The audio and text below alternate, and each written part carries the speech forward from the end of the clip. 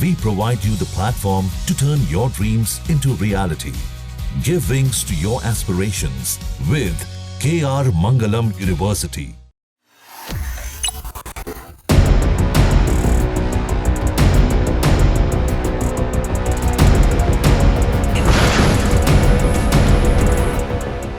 जरा सोचिए, भारत पाक तनाव के बीच जब एक तरफ बम मिसाइलें दागी जा रही हो, युद्ध जैसी स्थिति हो और अंतरिक्ष में कोई बड़ा खेल हो जाए तो चौंकना बनता है।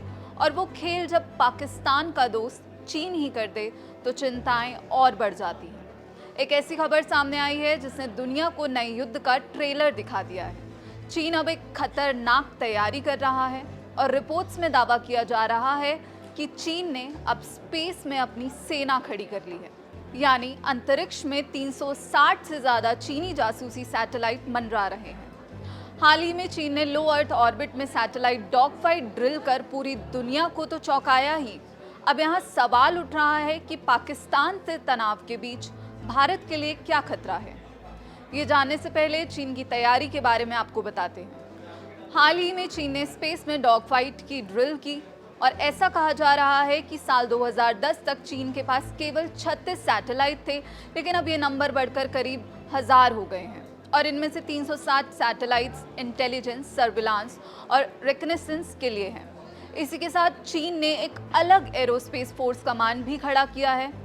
Chief of integrated defence staff air marshal Ashutosh Dikshit ने इस पर चिंता जाहिर करते हुए कहा कि सैटेलाइट डॉग फाइट ड्रिल में चीन ने दुश्मन की सैटेलाइट को ट्रैक करने, उसे जाम करने का अभ्यास किया है और चीन अब अपनी ISR सैटेलाइट्स को हथियार सिस्टम से भी जोड़ रहा है। इस बात से ये अंदाजा लगाया जा सकता है कि नंबर 1 की होड़ में चीन ने अब नई जंग छेड़ दी है, लेकिन भारत भी किसी से पीछे नहीं है। आपको याद होगा, हाल ही में ऑपरेशन सिंदूर के दौरान भारत ने पाकिस्तान को धुआं कर दिया था। स्कैल्प, हैमर, ब्रह्मोस और स्वार्म हमले ने दुश्मन की हवाइयां उड़ा दी थी। भारत हर मोर्चे पर दुश्मन को मुंह तोड़ जवाब दे रहा है। सिर्फ युद्ध के मैदान में ही नहीं, बल्कि इसरो के वैज्ञानिक भी काम पर लगे हुए हैं। चीन को भारत एक कड़ी चुनौती देते हुए नजर आ रहा है। भारत ने स्पेस मिशन और मिशन शक्ति से अपनी आत्मनिर्भर सैन्य क्षमताओं की मिसाल पेश की है। जब बात स्वदेशी तकनीक और आत्मनिर्भरता की आती है तो भारत किसी से पीछे नहीं है।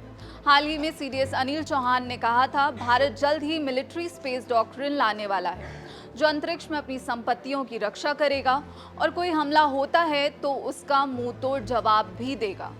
इसमें एंटी सैटेलाइट हथियारों, इलेक्ट्रॉनिक युद्ध प्रणालियों का विकास शामिल है। इसी के साथ आपको याद होगा, इसरो और DRDO ने वो कर दिया जो अब तक केवल विकसित देशों के पास ही था। 2025 में ही इसरो ने कमाल कर स्पेस मिशन के तहत 2 सैटेलाइट्स के बीच ऑटोमेटिक डॉकिंग और अनडॉकिंग की थी। यह तकनीक स्वदेशी रूप से विकसित की गई है और इसे भारतीय डॉकिंग सिस्टम नाम दिया गया है।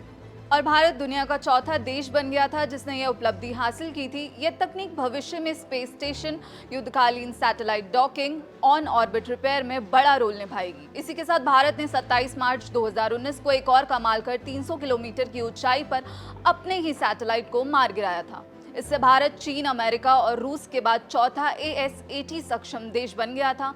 यानी अब भारत के पास वो क्षमता है कि वो दुश्मन के किसी भी सैटेलाइट को नष्ट कर सके। एक काफ़ी फेमस कोट है, the more you sweat in peace the less you bleed in war. मतलब शांति में जितना ज़्यादा पसीना बहाते हैं, युद्ध में उतना ही कम खून बहता है। और भारत भी इसी मिशन के साथ आगे बढ़ रहा है। इस पर आपकी क्या राय है, हमें कमेंट बॉक्स में ज़रूर बताइए और ऐसी ही खबरों और वीडियोस के लिए जुड़े रहिए दैनिक जागरण के साथ।